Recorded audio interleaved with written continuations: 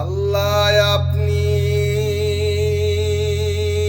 ক্ষমা করুন আমাদের গুনাহ,